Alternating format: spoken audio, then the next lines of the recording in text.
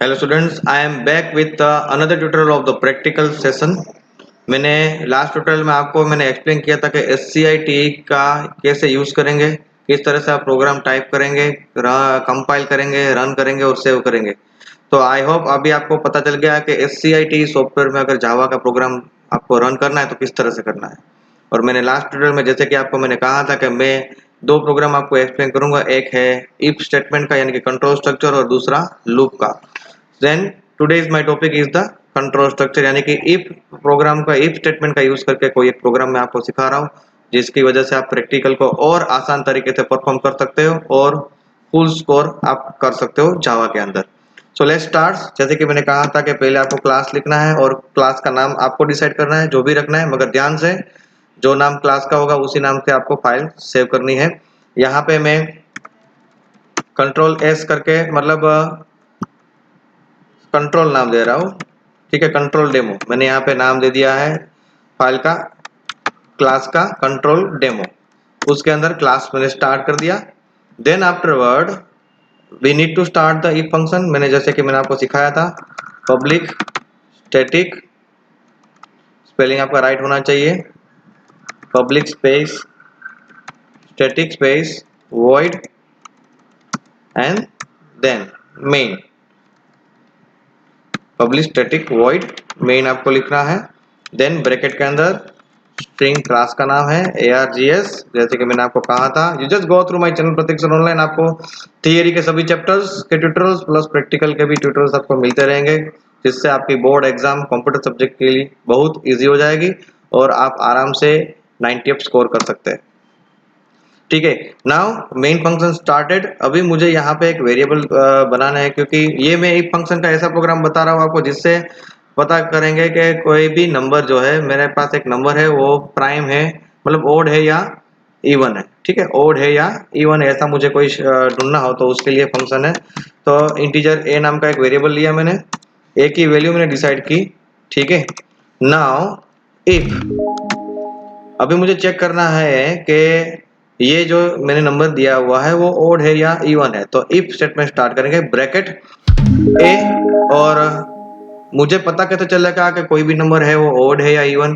तो आपको पता है कि अगर कोई भी नंबर को 2 से डिवाइड करो और अगर रिमाइंडर 0 आए तो वो नंबर हुआ इवन, अगर 0 के अलावा कोई दूसरा आए तो वो हो गया ओड नंबर।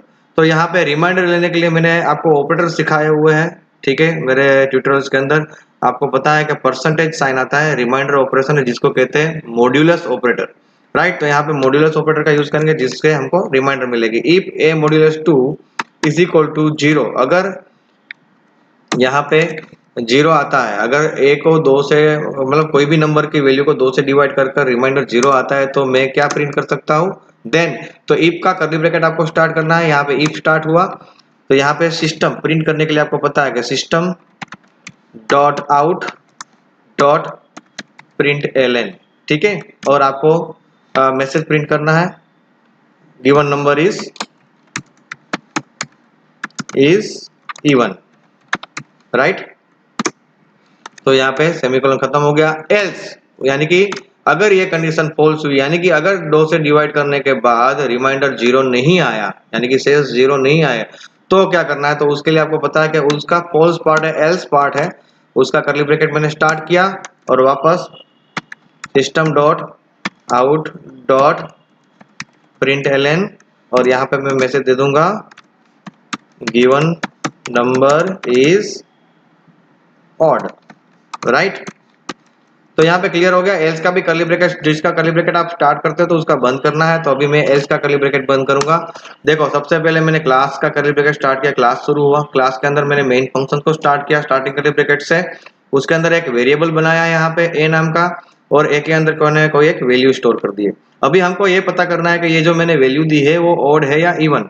तो उसके लिए जो लॉजिक है वो लॉजिक क्या है कि कोई भी नंबर को 2 से डिवाइड करो और अगर रिमाइंडर, या तो आप शेष बोलो, अगर वो 0 आए तो वो नंबर को इवन कहते हैं, ठीक है, जिसको हम बैकी भी बोलते हैं। और अगर 0 ना आए तो उसको कहते हैं ऑड।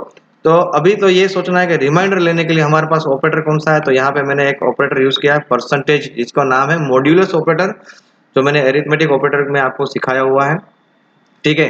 तो मैंने a मॉड्यूलस 2 करके इज इक्वल टू करके 0 किया। तो अगर 0 होगा तो इफ अगर ये कंडीशन सही हुई, हाँ अगर रिमाइंडर 0 आया तो ये ट्रू पार्ट में जाएगा और क्या प्रिंट करेगा, गिवन नंबर इवन हो जाएगा। मगर अगर ये कंडीशन गलत हुई यानी कि 0 शेष नहीं आई, रिमाइंडर 0 नहीं आई, तो ये एल्स पार्ट में जाएगा यानी कि ये कंडीशन के फॉल्स पार्ट में और ये आएगा। या तो आपको आंसर इवन मिलेगा या तो आपको मिलेगा ओड। ठीक है, तो अभी मैंने एल्स का ब्रैकेट बंद किया। Now I close the bracket of main function को मैंने क्लोज किया। एक और कर्ली ब्रैकेट क्लोज करना पड़ेगा क्लास के लिए, एंटर, और क्लास का कर्ली ब्रैकेट बंद कर दिया। तो यहाँ पे सब कुछ ready. Now it's time to save your file save as. आपको पता है कहाँ पे सेव करना है, तो सी ड्राइव के अंदर जावा नाम का फोल्डर होगा, सॉरी सी ड्राइव के अंदर प्रोग्राम फाइल्स, उसके अंदर जावा के अंदर जेडीके, ओके, उसके अंदर बीन, और यहाँ पे एग्जैक्टली वही नाम देना है जो मैंने यहाँ पे क्लास का नाम दिया है। मैंने क्लास का नाम दिया है कंट्रोल, और उसमें डेमो का डी कैपिटल है, तो आप कोई भी नाम दे सकते हो। मैंने यहाँ पे जो नाम दिया है वो मैं यहाँ पे टाइप कर रहा हूँ, आपने जो नाम दिया है वो आप टाइप कर लीजिए। पीछे डॉट जावा लिखना नहीं भूलना है। सेव, देन कंपाइल करने के लिए टूल्स में से compile, let me see the error is there or not, error है कि नहीं है। एग्जिट कोड 0 आया मतलब मेरे प्रोग्राम में कोई एरर नहीं है, मैं अभी डायरेक्ट गो कर सकता हूँ। तो देखो आ गया यहाँ पे given number is even, okay, तो यहाँ पे 10 है तो इवन नंबर आया। अभी मैं इसको चेंज कर देता हूँ और मैं यहाँ पे कर देता हूँ 15, okay. Again I am going to compile it and, हाँ एक बात याद रखो, प्रोग्राम में कुछ भी चेंज करते हो तो उसको रिकम्पाइल करना जरूरी है, क्योंकि जो भी आपने चेंजेस किया है उसको भी ट्रांसलेट करना पड़ेगा ना। ठीक है, तो मैंने चेंज करके टूल्स में से कंपाइल किया, एरर नहीं है, और गो करोगे तो यहाँ पे आ गया गिवन नंबर इज ऑड, क्योंकि 15 को 2 से डिवाइड करोगे तो ऑब्वियसली रिमाइंडर 0 नहीं आएगी। 0 नहीं आएगी तो डायरेक्ट कर्सर जाएगा एल्स पार्ट में, और मैंने उसमें प्रिंट करवाया गिवन नंबर इज ऑड। तो ठीक है, ऐसे ही मैं ट्यूटोरियल आपको देता रहूंगा, डोंट वरी। मेरे हर ट्यूटोरियल को फॉलो करेंगे तो डेफिनेटली आपके लिए आसान हो जाएगा कंप्यूटर में स्कोर करने का। थियरी का तो मैंने ऑलरेडी दिया हुआ है, अभी ये प्रैक्टिकल पे मैं चाहता हूँ कि आप प्रैक्टिकल में भी अच्छे से अच्छा स्कोर करके दिखाओ। मैं आप मेरा नेक्स्ट ट्यूटोरियल देने वाला हूँ जिसमें मैं आपको बताऊंगा कि कंपोजर की मदद से ऑनलाइन फॉर्म कैसे डिजाइन करेंगे और फॉर्म कैसे वैलिडेट करेंगे, जिसका भी नियर अबाउट 20 मार्क्स का प्रैक्टिकल आपके सिलेबस में है। तो अगर वो ट्यूटोरियल आप चाहते हो कि आपको ऑटोमेटिक मिल जाए तो उसके लिए नोटिफिकेशन बेल आइकन पे क्लिक करना जरूरी है। तो क्योंकि काफी सारे स्टूडेंट्स को पता ही नहीं होता कि मैं कब ट्यूटोरियल अपलोड कर लेता हूँ, वो इसलिए क्योंकि आपने नोटिफिकेशन बेल आइकन पे क्लिक नहीं किया है।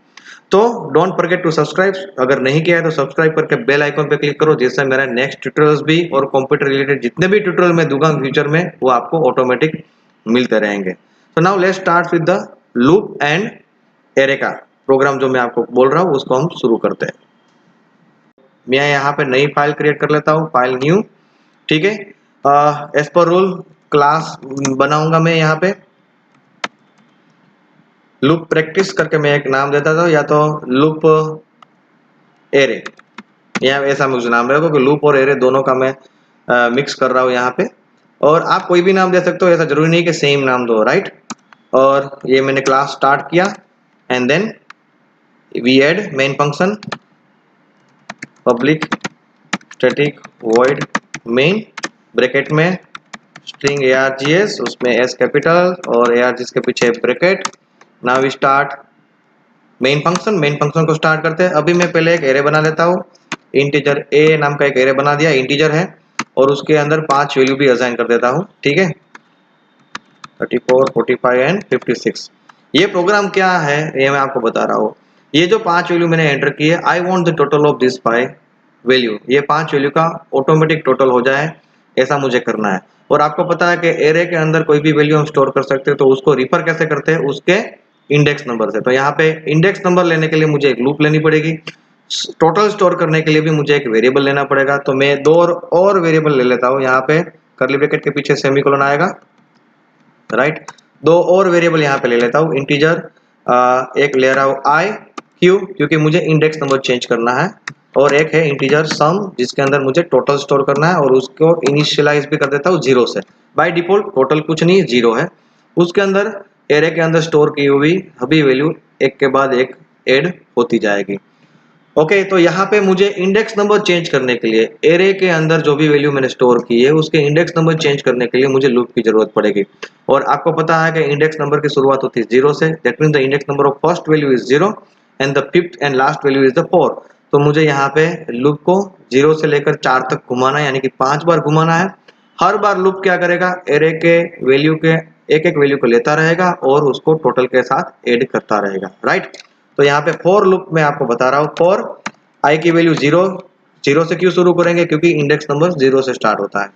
और i is less than pi यानी कि 5 से नीचे तक मेरी लूप चलती रहेगी, क्योंकि मेरे यहाँ पे 5 वैल्यू दी है तो लास्ट इंडेक्स नंबर 4 है, तो 4 तक जाना है, 5 जाए तो लूप से बाहर निकल जाना है। और हर बार i की वैल्यू में प्लस प्लस करेगा, यानी कि एक एक का इंक्रीमेंट करेगा, यानी कि पहले फर्स्ट वैल्यू लेगा, फिर सेकंड वैल्यू, फिर थर्ड वैल्यू, ठीक है।